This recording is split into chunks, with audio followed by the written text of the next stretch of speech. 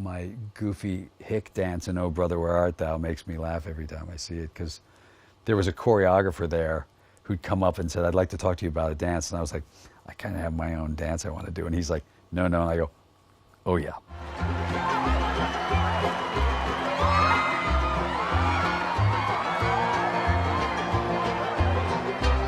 And when I did it, I just remember hearing the Coen brothers, they laugh too loudly off camera all the time, you know, and just hearing them both going, laughing will always be a great sense of joy for me. Out of sight. I remember reading the screenplay. I'd done Batman and Robin, and I knew that I needed to find a better script to work on for the next film. So I waited about a year, and this movie came around, and there was a director attached to it, and the studio came to me to play the part. And when they came to me, the director quit because he said I wasn't a movie star, which fair enough, he's probably right. And so we had to go look for a director. And so we had a meeting with Danny DeVito, who was the producer then, with Stacey Sher and Michael Schamberg. And we went through a list of directors, and Steven Soderbergh's name came up. And he was having a rather unsuccessful run. He had just done a movie called The Underneath. And it was a moment in time where both Steven and I needed a success. Quite honestly, we needed a hit. Out of Sight never was a hit, actually. It was critically well-liked, but it wasn't a hit. And so it was a really good time for both of us to come together and meet. And, you know, I got to play this really fun character who just really loves Robin Banks. She's got one flaw, man. You see the man talking to your bank manager has his case open? Oh, that's Mr. Gwendon, one of our assistant managers. Our manager is Mr. Schoen, but he's not in today. But you see the man with the briefcase? Yes? That's my partner. He has a gun in there. And if you don't do exactly what I tell you, or if you give me any kind of a problem at all, I'm going to look over at my partner, and he's going to shoot your Mr. Gwendon between the eyes. You know, but he also falls in love with a cop, which is usually a problem. I buy you a drink? Yeah, I'd love one. Every actress in town read for that part. And part of it was that she had to be sexy, but you also had to believe that she could shoot you and kill you. And Jennifer had all of that. You know, you believed every minute when she picked up a gun, she might pull the trigger and blow your head off. And she was really good. She was wonderful in the film. And it's funny because, you know, she's had an amazing career and gone on to do so many things and sort of be an all-around entertainer. But I think if you look back, that's a performance that really stands out for her. And that extra pillow you want, I'm going to get that for you, but that's going to be like 5 C's. 5? Hey. Sign says shut the fuck up, or can't you fellas read? What the f*** you talking to, man? You got a problem over there, Foley? That's the first time I got to work with Don Cheadle. And we've done, I don't know, 7 or 8 things together since then and are very close friends. Don makes every film better. That's the truth. What's going on here? Nothing, you know, just reading this fundamentalist shit. We just got all excited and everything. And there were so many wonderful performances by so many wonderful actors in it. It's a movie that really holds up. Scott Frank wrote the screenplay, and in general, you couldn't go wrong with it because there were such great other supporting roles with wonderful actors in them. But they were such great parts that you kind of wanted to go off and see what White Boy Bob's life was like, or you wanted to go off and see what Dennis Farina's life was like. You know, every character had such a lively, interesting world. Isaiah Washington with his crazy hair, and you know, and each of the characters. I mean, you know, Viola Davis has a small part, and I've done I don't know how many projects with her as well. Tiny part in it, but she just knocks it out of the park. They're just such really flushed out, great characters, which you don't get to see all that often. Elmore Leonard movies in general weren't very good. No fault of anybody's. The screenplays, they would try, when you adapt a movie from a book, you try to adapt the plot, which is what you try to do, and then you try to weave in your characters. Elmore Leonard movies, it's a Diamond Heist, 52 Pickup, whatever the movies are. The characters are the secret. And Scott Frank first adapted Get Shorty. That was the first Elmore Leonard film that really worked, and it worked really well. And that's because Scott understood just focus on the characters. The heist isn't that interesting. And this one was a diamond heist, and it's not that interesting a heist. You know, the diamonds are in the fish tank, big deal, you know. But what was spectacular were all of the characters in it. You know, Ving Rhames' character originally was called Red, and he was a big red-headed white guy. And I remember Soderbergh and I were talking, we were like, all the bad guys are black and all the good guys are white. And we thought Ving should play my best friend. And he and I had been working on ER together. And so that made it fun. You know, honestly, it was just a really wonderful time.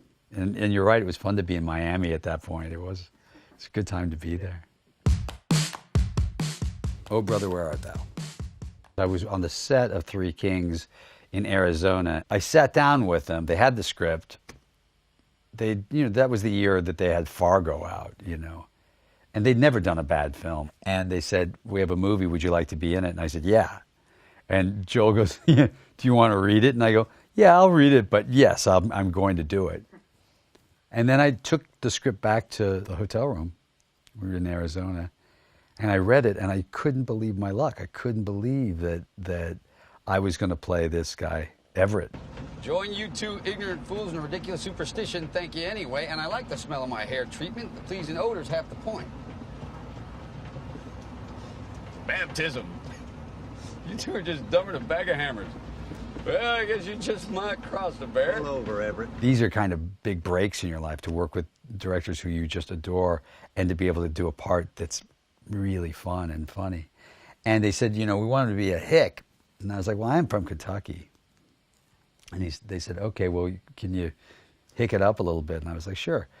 And my Uncle Jack, who was living in Harrodsburg, Kentucky at the time, I sent him a tape recorder. And I said, read all my lines out of the script into this tape recorder. And I get the tape back, and I listen, I turn it on, and it goes, Georgia, I don't think folks around here talk quite like this here, but we'll give her a go. And I was like, got exactly what I wanted. How you doing, son? Name's Everett. These two soggy sons of bitches are Pete and Delmer. Keep your fingers away from Pete's mouth. He ain't had nothing to eat for 13 years except prison food, gopher, and a little greasy horse. The Coen brothers, the way they write, they don't change a word, they don't edit anything. You know, when you get the script you get is the script you shoot all the way through. It's very rare it's like that. And so I learned every line like Shakespeare, because you can't really improvise in the middle of a Coen brothers run. They write such specific things. And so I'm doing all the scenes, and every time I came to a scene, you know, it'd be like, you know, Delmer, where the heck darn are you? You know, where is you? Where in the heck are you? And stuff. And Joel came up to me and he said, why is it that you say every line exactly like we wrote it, except you never say hell and you never say damn? I was like, you're kidding. And he goes, no. And because I'd thrown the script away and I was just listening to the tape. And what I realized, my Uncle Jack, who's a Baptist, when he said, I don't think folks talk like this, he meant about cussing. So he completely took out all the cuss words and said heck and darn, you know. And so I was doing, well, heck, what the darn? So my Uncle Jack rewrote the Coen brothers. He's the only one to ever do it. It's my Uncle Jack. I am the man of constant sorrow. I've seen trouble. Oh, damn! This is Soccer Bottom Boy! Well, no one would have ever picked that it would have won Album of the Year over U2. No one would have ever picked that Tim got paid more than any of us because he was singing on the album. You know, that opening sequence with the guys with the pickaxe was an actual old, I think, wire recording that T-Bone Burnett found of an actual chain gang singing. And when you can't find the writer of a song, then it goes to the singer. The royalties go to the singer. So they found the guy, one of the guys who was singing, who had been on a chain gang in like the 60s or 70s. And they knocked on his door and were like, here's a check for $700,000 for a song you sang while you were on a chain gang in 1970, you know. Pretty great story. No idea that the album would take off like that. And, you know, we all loved the music, but we never thought that would be the case. I mean, it was the #1 soundtrack for almost 2 years. I mean, it's just crazy, you know, how popular the soundtrack was. The Ocean's Trilogy. There's a fun thing about that gang is there was literally no ego involved in it. And there's a funny thing you see, and you can see it in those the way that the scenes play. There was no actor in those scenes trying to steal scenes. They're all kind of actively trying to hand it to the other guy. No, you got the funny bit, or you do this, and so there was such generosity of spirit and throwing things away in such a way that it's so easygoing and so fun. I remember Julia, I didn't know her, I'd never met her, and she was making $20 million a film, and we just talked Brad into doing it and Matt into doing it. And we wanted Julia to do it, so I put a $20 bill on a script and I sent it to her and I said, I hear you get 20 a picture now. You're a thief and a liar. I only lied about being a thief. I don't do that anymore. Steal. Lie. I'm with someone now who doesn't have to make that kind of distinction. No, he's very clear on both. You know what your problem is? I only have one. You've met too many people like you. I'm with Terry now. Does he make you laugh? He doesn't make me cry. She was spectacular to work with and is a dear friend. And those guys, you know, I've done a lot of movies with Brad and Matt over the years because of that. But that was my first meeting of them. And the very first day we got together, it felt like, you know, it just felt easy and fun. And we were all we were living in Las Vegas. And, you know, I'm the cooler. No one lets me near the gambling table. Ever. I mean, literally, if you've got 20 showing, the dealer will pull a 21. I'm just that guy. If I'm sitting there, Matt would always go, just get out, get away, go away. He'd stand up and yell. We need a high-paying job. Well, now we're too hot to work anywhere in this country. So we go abroad. How about we go? We're on to 5 o'clock. Good. Where are we going? Amsterdam. Amsterdam it is. Clock's running, guys. Let's go. All right, never been to... Then we went to Europe and did 12, and we shot some of it in Lake Como, which was my hometown. And Brad sent out a memo to all the people in the town, my town. I'd lived there for years. But he had it posted on like telephone poles and said, you know, the movie is coming to town, and please only address Mr. George Clooney as Mr. Clooney, or in his character name of Danny Ocean, and don't look him right in the eyes. So the papers was like, El Divo, George Clooney is El Divo. No, it was a horrible story, which I later got him back for. 13, we were back in L.A. and shooting with Al Pacino, which was a blast. He came in and just immediately got into the swing of it, like, let's have some fun. One reason not to bounce your ass out of my place. You know the reasons. You already decided before you walked over here. They were all booked here. You took them. What'd you do, bribe them? The only person who had a hard time was Soderbergh, who had to put it all together, but wrangle the cats, you know. There's some things that are just laughable. We would get in laughing fits on the dumbest things. Like, you know, because I'd always have to do the setup. Like, I had all the dialogue where I'd have to go, okay, here's what we're going to do. You're going to do this, you're going to do that. And we'd have those, like, all-night shoots where it's like, you know, 12 hours. And I remember I'd gotten through it on their coverage. I said, let's do everybody else's coverage first. It's like 10 pages of dialogue. Let's get through shoot them first, so I'll really have it down, so when you turn around on me, great. So I would nail it. And then camera turn around on me, and I start, and I go, and then you're gonna go into the chamber and then up the chute. And then Don just goes, or is it up the chamber and into the chute? And everybody went, oh, and I went, oh, and then from that moment on, I couldn't get one line right. I mean, it was all literally, we did it in like one line at a time. I was completely shot to hell. And Don's like, I'm sorry, man.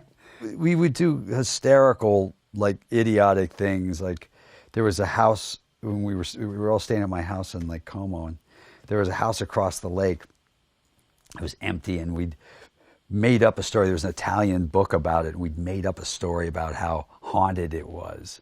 And my buddy Giovanni, who's Italian, he's pretending to read this story where this guy would kill people and, you know, throw them into the lake, and talked everybody into like how, you know, dangerous this house was. So 3 a.m, we get a ladder and we put it on this pontoon boat, and Matt and Don and Brad and I took the boat across the water, took the ladder up and climbed in the house. The first thing we saw was like a statue of a snake eating a woman's head or something. You were like, oh. So we came down to the conclusion was we give $10,000 to any guy that could spend the night in the haunted house with just a candle and a bottle. You got a candle, you got 6 matches and a bottle of wine. And we left, I guess we left Cheadle and Pitt there. And Matt and I came out, we're sitting in the boat in the middle of the lake, and we have to see the candle go by every window. And it goes by like 2 or 3 windows, and then we get a call, and they're like, fuck that, get us out of this house. We came back and pulled them out. So there's a lot of idiocy that went on, you know, along the way. But we had a really wonderful time. And they're, you know, they're all still very dear friends, so. Good night and good luck. I'd been very vocal about my opposition to the Iraq War in 2003. And people like Bill O'Reilly was doing shows on why my career was over because I was unpatriotic American. And they were organizing boycotts of films I was in and things like that. And so I wrote Good Night and Good Luck as in protest, and the idea of how, you know, I felt like the Fourth Estate, the news organizations had dropped the ball in asking the tough questions. And what happens if the other 3 estates fail, how important it is that the Fourth Estate stands up. And I look back and I remembered the Murrow and McCarthy story. I remember the Army McCarthy hearings. And so I started writing about that. So we raised, you know, like $6 million, which is pretty low budget for that. And we shot it in 24 days on one soundstage. And from the moment we started that, everybody got it. You know, we would give all these, the guys who played Murrow's boys a copy of a newspaper. We'd say, okay, this is, you know, November 5th, 1954, New York Post. And they would sit at the typewriter. They'd all get their different newspapers. And they'd sit at a typewriter and they'd pull stories from it. And then we'd have 2 cameras hidden inside the screening room. And I was playing Fred Friendly, who was the producer. And I would go, okay, what's your lead? And each of them, because they'd all pulled all of the pages, they owned the story. And they would go, well, Nixon got kicked out of going to Duke University because, you know, and they boom, boom, boom, boom. And it really gave it this live cinema verite feeling. And I knew all along that I wanted to use Diane Reeves singing as a chorus, like a Greek chorus to it that just was constantly had this beat going through it that was our soundtrack. And with other than that, no score. Get the shot. He wants to do the story. Joe, remember Delbert Clark? No longer with us. New York Times? Yeah, our friend at the Times. Yeah. This is yesterday morning. They're saying it's. How old is he? 53. Illness, sudden illness. Home of a friend. No, it's not an obit piece. Natalie, send some flowers over there from the CBS. Absolutely. A couple things. Case before the Supreme Court involving the constitutionality of a section of the Internal Security Act. Provides for the deportation of any alien if he becomes a communist after entering this country. I screened for Mike Nichols, and he loved it. And then I never screened it for anyone else. And we went to the Venice Film Festival. And at the end, we got this, you know, 5 or 6 or 7 minute standing ovation. And we didn't know at the time whether anyone would get it. You know, we had no idea. We thought it was just a little protest film. Because if they are right, and this instrument is good for nothing but to entertain, amuse, and insulate, then the tube is flickering now, and we will soon see that the whole struggle is lost. This instrument can teach. It can illuminate, and yes, it can even inspire. But it can do so only to the extent that humans are determined to use it towards those ends. Otherwise, it is merely wires and lights in a box. Good night, and good luck. I have a lot of journalism teachers from colleges who use that film as a teaching tool, which I'm very proud of. It's important to watch that film now and hear what Murrow talks about. Just the idea of saying we will not be driven into an age of unreason. We are not, you know, born of fearful men and men who feared to write or speak against things that were for the moment unpopular. It's important to remember that those words, every bit of it still plays. You know, unfortunately, it was the beginning of a commentary in news. How important that was, and it's important to remember how important that was. It did help bring down McCarthy and the craziness of what McCarthyism was, and it was crazy. There's revisionist history now. People like to change the rules, but it was crazy. Hold up a blank piece of paper and say, I got a list of names. and it was ruining people's lives. But it also opens the door for the, Sean Hannity's of the world. It also opens the door for commentary by much less responsible people, Tucker Carlson's of the world, who can just spew anything and say. So as important as it was, you always wish they were Walter Cronkite or Edward R. Murrow and hope that they're not Laura Ingraham and Bill O'Reilly. When you open that box, that's what you get sometimes. Michael Clayton. We were shooting in New York, and it's kind of winter and nasty. Everything about it felt a little heavier while we were there. But I have to say, if you know Tom or if you know Tilda, Tilda is the funniest of them all because she always plays sort of these cold, bitchy, uptight, characters. And she's got the greatest laugh. She's one of the funniest, most engaging, fun human beings I've ever met in my life. Truly, and enjoys life, attacks life in a way that is so fun. And she was spectacular in it. $10 million, your account, the moment this meeting is Karen, started. everyone's waiting. I'm coming, Don. You have a deal. You're so What? You're What do you mean? Take a wild guess. Is there a problem? I don't understand. Here, let me get a picture while I'm at it. You don't want the money? No, you keep the money. You're going to need it. I get to win in that one, and usually he doesn't.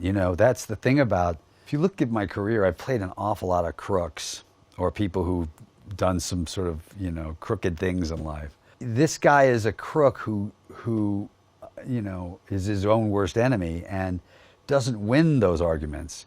I go in and talk with the lawyers, and they're like, look, here, just take this payment and shut up. And every single argument I get into, I lose, And so at the end, with Tilda, I got the goods on her. And she's finally caught in the way that we hope we get to catch these, the corporate malfeasance that we were talking about before, the way we want to catch them. So for us, it's that great relief of we caught the big company doing the shitty thing. It's not that it's going to cost them money. It's not that they're going to get fined. They're going to go to jail. And that's what you want. You want to see these people handcuffed and walked out. And it's a really good movie because it gives you all of the, it has a payoff at the end. All right, here we go. That guy right there, stop him. Grab that guy. What are you doing? With detectives with the NYPD. All right, I'll tell you what, an interesting thing people don't know. It was based on an investigation on the Ford Pinto, and if you hit it from behind, it would blow up, this car that was made. And the idea was that Ford eventually had to recall it. But there was a scandal about it, which was that there was an internal document from Ford at the time that said, look, it's going to cost us $1 billion to recall all these Ford Pintos. 11 people a year die from getting hit from behind. Class action suits would cost us $200 million. Our thought is it's cheaper to absorb the 11 deaths and the $200 million class action suit than to recall all the cars. That piece of paper got into the hands of a judge, and he said, okay, now you're all dead. And everybody was fired, and huge class action suit. He couldn't do that story necessarily. Tony didn't want to do that story. But he based Michael Clayton on that. So it was always based on the idea of this corporate malfeasance. The idea that that everything and all the machinery, the lawyers and all of these pieces that have to come into play to make these things work, to make them get away with these kind of things. So it was based on real deep, important subject matters, but it was still it was a fiction, as a work of fiction, so that you could play with the story a little bit more and without worrying about lawsuits and that kind of thing.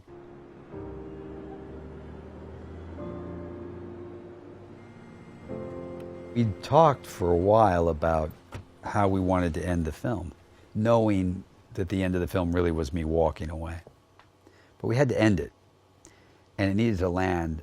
We sort of came up with the end of The Graduate and how when they get in the back of the bus at the end of The Graduate, they just sit there for a long time. And first it's they live happily ever after, and then you just sit with them for a while, and it's like, what have we done? And holy shit. And so Tony goes, okay, well, let's just put you in the back of the car and we'll just leave the camera on you. Again, if that was a shot you did at the beginning of the movie, it would be the most boring shot in the history of film. But it's a shot where everyone watching it sort of relives their version of the movie through me, through what I'm thinking. So they're playing it through, and it's their version of it that goes through. But we didn't have the permits to shoot in New York City in the middle of the afternoon. So we're just stealing the location. So we get in the car, and the car's covered with lights all around it, and a camera, 2 cameras mounted there, I think. And we're going in middle of high traffic through like Fifth Avenue, right? Just in the middle of New York. And so everyone was like, God, what were you thinking when you were going through that? What was going through your mind? You know, what was, you know, how are you, you know, because we learned so much about the character from the. All I was trying to do was not laugh, because every time, like, we'd stop at a light, people pull up, like, they'd see, you know, they're looking in because there's all these lights on the camera. They go, that's George Clooney. Hey, George Clooney, what are you doing, man? Hey. And I'm just looking straight ahead, you know, looking like right towards the camera. And all I'm trying to do is not crack up for like 3.5 minutes. Because everywhere you go, hey, George, look at that, George, look at me, yeah, you know. And it still makes me laugh to this day, because when I watch the film, all I can see is me trying not to laugh, and everybody else sees something completely different, you know. The Descendants. Descendants was interesting because it was the first film I'd ever played where I was really the wuss. You know, my wife was cheating on me. You know, like there's a scene where I run in flip-flops that I specifically tried to run like a dork. And it was one where, you know, I'm not athletic, I'm not in control. Even if I'm not in control, I don't get to tell anybody really off. My 7-year-old daughter is smarter than I am, and, you know, has better sense than I do. So I'd never played a character that was that lost before, and that betrayed before. Your mother wanted it this way. She has this will, see, that says that we have to do it this way. We both do. Of all the actors, and there were some really wonderful actors there to work with, but Shailene, you know, she was a professional. But she was more than a professional. When she walked onto that set, I think one of the first scenes we shot, I think we're letting her go, was when I tell her that her mom's not going to make it. And she dives underwater.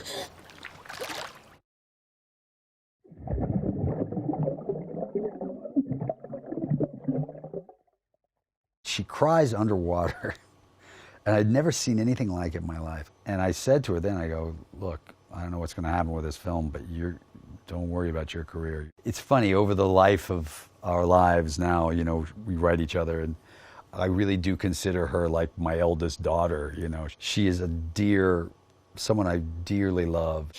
I was on my way to swim in the Black Point pool with Brandy, and suddenly I see Mom and some douchebag walking into a house. His house, I guess. Just some guy, it could be anybody. Alexander Payne, I think, is a brilliant, brilliant director, and his understanding of what I needed to be, and it was, you know, fascinating, because my persona is to push against being the guy that gets a pie in the face. I always figure I'd like to do any part, but I don't want to be the guy that gets somebody throws a pie in your face and then everybody laughs at you. And the only way that the film works is if for the first 2/3 of the film I'm the guy that gets the pie in his face. And you have to let it happen. You just have to. There's no other options. And so it was not a comfortable acting job for me in that way, because you know, everything is like everybody who comes in the room is smarter than me, and everybody's got their act together better than I do. So it was a trickier one, but I also knew that I was in such good hands. Alexander hadn't had a movie not be successful, you know, not be critically successful. And the script was terrific. I knew my part was great by the end. I knew the scene where he says goodbye to his wife was his sort of moment of strength and his moment, you know, and I knew that the story had a circle to it, and that circle would be eventually joined, and I knew that the family being back together was going to work. Again, another sort of tableau shot with everybody just sitting there, you know, watching television together. But I felt like in the hands of Alexander, I wasn't worried about it at all. Midnight Sky. I knew that ultimately it was a story about redemption, and it was a story about, it was a much smaller story. I have to warn them about the conditions on Earth. You know, I wanted it to be like a silent movie in some of it. I wanted it to be a meditation in a way of loss. We weren't in the middle of a pandemic when it happened, but there were still all these other elements, you know, these elements of how much hate and anger we're sort of all of us experiencing at this moment in our history, all over the world. You know, go to Bolsonaro in Brazil or Orban in Hungary, or look around. Lots of anger and hate. And that, if you played it out, this takes place in 2049, if you played it out, you know, 30 years, this could very well be what our reality is, if that kind of hate is allowed to fester. I knew that the idea was that we were taking these big canvases and we're telling very small stories. Small stories I can tell, I know how to do. The big canvases, I needed help, you know, and that was with this incredible cinematographer, Martin Rue, and with these great effects guys, and they really helped us. And then, you know, it's easy when you go out in Iceland on 70-mile-an-hour wind and 40 degrees below zero. It doesn't take a whole lot of acting to be cold, you know, or be in pain.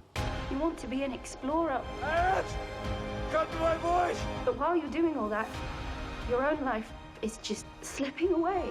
That's why I have to contact them.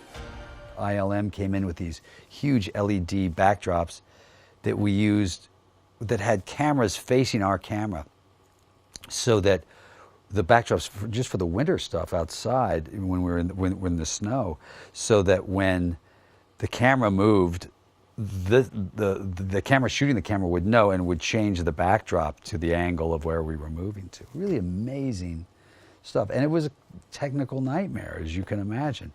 But, you know, we finished ahead of schedule and under budget. We did everything we were supposed to do. You know, it's about the idea of, first and foremost, what man could do to man if we don't pay attention, what we are capable of doing. But it's also about the spirit of who we really are. You know, if you boil us down, and that there's this need for redemption and this need to be good and kind and fair and all of those things, that as the film comes to its climax, there's all of these judgments that are made. The two guys who decide to go home, there's a judgment made there. I owe it to my wife, or I want to take this girl home. You know, there are these things that are, you know, life and death decisions, but they show such great human character that I just love the script because of that. I love the idea of this story. Also, you know, we watched it a couple days ago. You know, unfortunately for a lot of people, they don't get to see it on a giant screen. We shot it on 65. So we watched it a couple days ago in Westwood at the Village on this big screen. And, you know, it's just stunning, the shots that they put together. Even the spaceship stuff out in space, the spacewalk, when you see it, you know, in 65, it's really something. So in Gravity, you worked with director Alfonso Cuarón. Did you take what you learned with him and apply it to this one? The thing about Gravity, Alfonso is a genius. We were doing scenes in Gravity that they hadn't yet invented the technology for. I had like the wildest experiences of, like, they'd put a VR, you know, headset on, and then I'd hold another, you know, a camera in my hand, and in the VR I'd be walking on the spaceship that doesn't exist. It's all in VR inside this empty gymnasium, and there'd be a big monitor behind there with the DP watching it, and I would walk through all the crevices on the outside of for the spacewalk. And I'd look up there and you could see the antenna there. I go, okay, this is the angle, this is the shot for here. And they'd mark it down, and then I'd walk around. So I was able to actually shoot as if I was on this giant thing that we'd built, when we were only going to build pieces of it, and the rest was going to be CGI. An amazing experience and a great lesson. My goal in my career was to always say, look, I would say it constantly, and luckily my agents were kind about that, which is I just said, look, my job is, you know, I don't want to worry about, I don't want to just be able at the end of my career to say how many films opened to #1. You know, I don't care about the opening weekend. I wanted them to be films that would hold up longer than an opening weekend. And I've been lucky enough to have a few, and you know that makes me feel I feel very lucky.